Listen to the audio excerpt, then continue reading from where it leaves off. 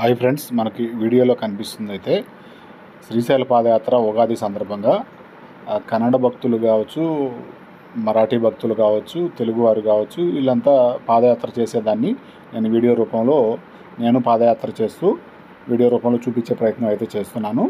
ఇప్పుడు మనం ఉన్న ఏరియా వచ్చేసి దామర్లకుంటకి ఒక 3 కిలోమీటర్ల దూరంలో సుమారుగా ఉండొచ్చు. ఇక్కడ వసతులు ఏర్పాట్లు ఏమేమి ఉన్నాయి అని చెప్పుకోవడానికి నాగలూటి వీరభద్ర స్వామి దగ్గర భోజనాలు ఏర్పాట్లు అయితే అక్కడ అన్నదానం అయితే చాలా చక్కగా జరుగుతుంది. అక్కడ కోనేట్లో అయితే దాదాపు అందరూ వాటర్ అయితే అక్కడే తీసుకోవాలి. దాదాపు ఆ మెట్ల మార్గం ఎక్కడైతే స్టార్ట్ అవుతుందో మెట్ల మార్గం నుంచి కనీసం 3-4 కిలోమీటర్లు నడిచే వరకు 3-4 కిలోమీటర్ల వరకు అయితే ఎక్కడ కూడా చుక్క నీరు కూడా దొరకదు. 4 కిలోమీటర్ల తర్వాత అక్కడక్కడ బోరింగ్లు అయితే ఉంటాయి, బోర్ పంపులు, అవి కొంతవరకు పనిచేస్తుంటాయి. తర్వాత ట్రాక్టర్లతోటి ట్యాంకర్లు అయితే పెడుతుంటారు. 4 కిలోమీటర్ల వరకు అయితే నీళ్ళు ఎక్కడ దొరకవు ఖచ్చితంగా. ఈ ప్రకారం నాగలూటి వీరభద్ర స్వామి దగ్గర అన్నదానం చేసి అక్కడ టెంకాయలు కొట్టుకొని ఆ కోనేట్లో నీళ్లు ముంచుకొని కనీసం మనిషికి ఒక 2 లీటర్ల వాటర్ అయితే ఖచ్చితంగా మోసుకొని రావాల్సి అయితే ఉంటుంది. ముఖ్యంగా పగలు జర్నీ చేసే వాళ్ళకి ఎక్కువగా ఎండ తీవ్రతకి దప్పిక ఎక్కువ వేసే అవకాశం ఉంటుంది కాబట్టి వాళ్ళైతే ఖచ్చితంగా పగలు జర్నీ చేసేవాళ్ళు ఖచ్చితంగా 2 లీటర్లు అయితే వెంట క్యారీ చేయాల్సి ఉంటుంది, మోయాల్సి ఉంటుంది, తెచ్చుకోవాల్సి ఉంటుంది. రాత్రిపూట ప్రయాణం చేసేవారు కనీసం 1 లీటర్ అనేది వాటర్ అయితే తెచ్చుకోవాలి. ఎక్కువగా రాత్రిపూట ప్రయాణం చేయడానికి కొంచెం చల్లటి టైంలో పాదాలకి సంబంధించి నడవటానికి తృప్తికరంగా బాగా సంతోషంగా యాక్టివ్గా నడవగలుగుతారు కాబట్టి ఆ పరంగా రాత్రిపూట నడవటానికి ఎక్కువగా భక్తులు ఆసక్తి అయితే చూపుతూ ఉంటారు. కానీ రాత్రిపూట ప్రయాణం అనేది అంత సేఫ్ జర్నీ అయితే కాదు. ఇప్పుడు మనకు వీడియోలో కనిపిస్తుంది అయితే కావడి మోసుకెళ్తున్నారు కుర్రవాళ్ళు అయితే. ఈ కావడి సంబంధించి దాదాపు ఒక కావడికి దాదాపు ఒక 5గురు కానీ 6గురు కానీ 10 మంది కానీ బ్యాచ్ గ్రూప్ అయితే ఉంటారు. వాళ్ళు కావడి మార్చుకొని మోసుకెళ్తూ ఉంటారు. ఇట్లా కావడి విధానం అనేది అమ్మవారు కర్ణాటక వారి పుట్టిన బిడ్డగా వాళ్ళ ఆడపడుచుగా భావిస్తారు కాబట్టి మల్లయ్య స్వామిని వాళ్ళ ఇంటి అల్లుడిగా భావిస్తారు కాబట్టి ఇక్కడ కన్నడీకులు అందరూ కూడా కర్ణాటక సంబంధించిన భక్తులందరూ కూడా ఎక్కువగా ఇలా ఉగాది సారి అనేది తీసుకురావటం అయితే జరుగుతుంది. ఈ దారి వెంట అడవి వెంట నడుచుకుంటూ వస్తూ ఉంటే ఇక్కడ కారు చిచ్చు అయితే రగులుతూ ఉంది. మంట కూడా చాలా క్లియర్గా అయితే కనిపిస్తుంది. ఎక్కువగా పొగ కూడా అలుముకుంటూ ఉంది. ఈ కారు చిచ్చు అనేది ఎవరన్నా కావాలని పెట్టారో లేదంటే దాని ప్రమాదవశాత్తు అలా జరిగింది అనేది దాని కారణాలు అయితే ఎవరు చెప్పలేరు. కానీ ఈ విధంగా కారు చిచ్చు అనేది ఇట్లాంటి ఎండాకాలం సమయంలో ముఖ్యంగా ఏప్రిల్ రాబోయే సమయంలో ఇప్పుడు ఎండలు ఎక్కువగా ఉంటున్నాయి కాబట్టి చెట్లన్నీ కూడా ఆకులు రాల్చేసి నేల మీద అంతా కూడా ఎండుటాకులు ఎక్కువగా రాలి పడిపోయి ఉంటాయి కాబట్టి ఈ కారు చిచ్చు ఒక చోట రగులుకుందంటే అది కొన్ని కిలోమీటర్ల దూరం వ్యాపిస్తూనే ఉంటుంది. ముఖ్యంగా ఈ పాదయాత్ర సమయంలో కూడా భక్తులకైతే చాలా ఇబ్బందికరంగా అయితే ఉంటుంది. విపరీతమైన పొగ అయితే వస్తూ ఉంటుంది. కొంత ఎండుటాకులు, కొంత పచ్చిదిగా ఉన్నది అంతా తగలబడిపోతూ ఉంటుంది కాబట్టి కొంత మంట మండుతూ ఉంటుంది, కొంత ఎక్కువగా పొగ వస్తూ ఉంటుంది. ఈ ప్రభావం వల్ల ఏంటంటే చాలా వరకు చెట్లు నాశనం అయిపోతాయి. అందువల్లే ఫారెస్ట్ వాళ్ళు కూడా చాలా జాగ్రత్తలు అయితే తీసుకుంటారు. ఈ ఫారెస్ట్లోకి వచ్చే వారికి ఎవరు కూడా మంటకు సంబంధించిన అగ్గిపెట్టెలు లాంటివి, లైటర్లు లాంటివి అయితే అలో చేయరు, చెక్ చేస్తూ ఉంటారు.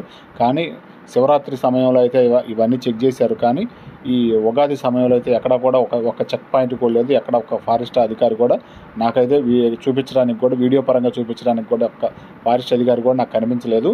అందువల్ల నేను వీడియో పరంగా చూపించలేకపోయాను. ఇట్లా చెట్లు తగలబడిపోవటం అనేది చాలా దురదృష్టకరము. ఇది అంత మంచి పద్ధతి అయితే కాదు. చాలా వరకు అడవులను మనం కాపాడుకోవాల్సింది పోయి ఇట్లా తగలబడిపోతూ ఉంటే దాదాపు దీంట్లో ఉండే వన్యప్రాణులు కూడా చాలా వరకు చచ్చిపోయే అవకాశం ఉంటుంది. ఎక్కువగా ఈ ఎదురుగుట్లకు సంబంధించి కూడా ఎక్కువగా ఎండుటాకులు ఎక్కువగా ఉన్న చోట కూడా చాలా వరకు ఎదురుగుట్ల లాంటివి కూడా తగలబడిపోతూ ఉన్నవి. ఇలా చాలా దూరం అయితే కొన్ని కిలోమీటర్ల దూరం అయితే ఒక్కోసారి కారు చిచ్చు అనేది రగులుతూనే ఉంటుంది.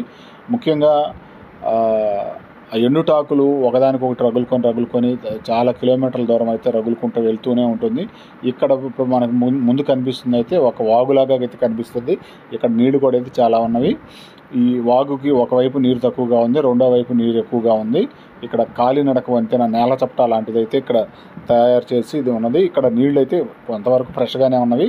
చాలా వరకు వాటిని స్నానాలకు అవి వాడుకోవచ్చు, తాగడానికి అయితే పనికిరావు. ఇక్కడ ఒక ఫ్యామిలీ అయితే నడిచిపోతూ ఉంది కదా, వీళ్ళు తెలుగు వాళ్ళే. ఒక ఆడ మనిషి, ఇద్దరు మగవాళ్ళు, ఇద్దరు పిల్లలు అయితే నడుస్తున్నారు. ఇద్దరు పిల్లలకు కాళ్ళకి చెప్పులు అయితే ఉన్నాయి, కానీ మిగతా ముగ్గురు ఎవరైతే ఉన్నారో ఇద్దరు మగవాళ్ళు, ఆడ మనిషి చెప్పులు లేకుండా అయితే నడుస్తున్నారు. వీళ్ళు తెలుగు వాళ్ళే. ఛానల్ నేను పాదయాత్ర మొదలుపెట్టిన ఈ ఉగాది సందర్భంగా ఒక ఫ్యామిలీ ముగ్గురు చెప్పులు లేకుండా నడవటం అనేది నాకు ఇప్పుడే కనిపిస్తూ ఉంది. నేను సుమారు దాదాపు 20 కిలోమీటర్ల పైన అయితే నడిచి వచ్చాను వెంకటాపురం నుంచి ఇప్పటి వరకు కూడా. ఈ 20 కిలోమీటర్ల దూరంలో ముఖ్యంగా ఈ ఫ్యామిలీ అయితే ముగ్గురు చెప్పులు లేకుండా నడవటం అనేది గమనించవచ్చు. ముఖ్యంగా తెలుగు వాళ్ళు, మిగతా కన్నడ వాళ్ళు కావచ్చు, మరాఠీ వాళ్ళు కావచ్చు, దాదాపు ఎక్కువ చెప్పులు వేసుకొని నడుస్తున్నారు. ముఖ్యంగా ఎవరైతే కావడి మోసుకునే వాళ్ళు కూడా చెప్పులు వేసుకునే కావడి మోస్తున్నారు, చెప్పులు లేకుండా అయితే మోయట్లేదు. ఇలా చెప్పుకుంటూ పోతే ఈ ఫారెస్ట్ గురించి, ఈ అడవి గురించి మనం అడవిని కాపాడుకోవాల్సిన అవసరం ఎంతైనా ఉందని చెప్పుకోవాలి. ముఖ్యంగా ఈ కార్చిచ్చులు లాంటి ఈ ఎండాకాలం టైంలో ఎక్కువగా రగులుకొని కొన్ని కిలోమీటర్ల మేర కొన్ని రోజుల పాటు వర్షం, దాదాపు ఎప్పుడైతే వర్షం పడిద్దో అప్పటి వరకు అయితే కొన్ని ఏరియాల్లో తగలబడుతూనే ఉంటుంది. కొన్ని కిలోమీటర్ల మేర అట్లా కాలిపోతూనే ఉంటుంది. ఈ అడవి కూడా కొన్ని వందల కిలోమీటర్ల విస్తరించి ఉంది కాబట్టి ఒక్కొక్కసారి ఈ తగలబడే విధానం చెంచుగూడాలు ఏవైతే ఉన్నాయో చెంచుగూడాల్లో కూడా ఈ మంటలు అంటుకునే ప్రమాదం అయితే ఉంటుంది. చెంచుగూడాల ఏరియాలో కూడా ఎక్కువగా పూరి గుడిసెలు లాంటివి వాళ్ళు వేసుకొని జీవిస్తూ ఉంటారు కాబట్టి పూరి గుడిసెలు లాంటివి ఎక్కువగా ఇట్లా తగలబడిపోవటానికి తొందరగా అవకాశం అయితే ఎక్కువగా ఉంటుంది. వీటి గురించి అయితే చాలా జాగ్రత్తలు అయితే తీసుకోవాలని చెప్పుకోవాలి.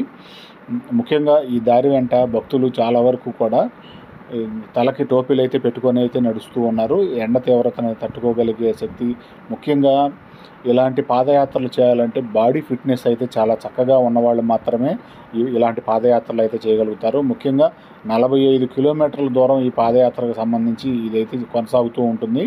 ఈ వెంకటాపురం నుంచి శ్రీశైలం వరకు చేరుకోవాలంటే సుమారు 45 కిలోమీటర్లు అయితే నడవాల్సి ఉంటుంది. వీటిల్లో కొంత భాగము కాలినడక అడవి మార్గం ఉంటుంది, కొంత భాగం మెట్ల ద్వారా నడిచే మార్గం ఉంటుంది, కొంత దూరము కొండల అంచుల మీద, లోయల అంచుల మీద నడవాల్సి ఉంటుంది. అట్లాగే ఈ ముఖ్యంగా మెట్ల మార్గం నడిచేది కూడా చాలా భయంకరంగా అయితే ఉంటుంది. తర్వాత కొండలు, గుట్టలు, లోయల్లోకి దిగి మళ్ళీ కొండ నిలువుగా ఎక్కాల్సిన ప్రాంతాలు అయితే చాలా ఉంటాయి. ముఖ్యంగా చెప్పులు కొండ, లేదంటే కోర్కెల కొండ, లేదా కత్తుల కొండ, భీముని కొలను, భీముని లోయ అని అంటారు. అలాంటివి కైలాస మార్గం లాంటివి, కైలాస ద్వారం లాంటివి చాలా ప్రమాదకరమైనవి. ఈ వీడియోని ఇంతటితో ముగిస్తున్నాను. మరొక వీడియోలో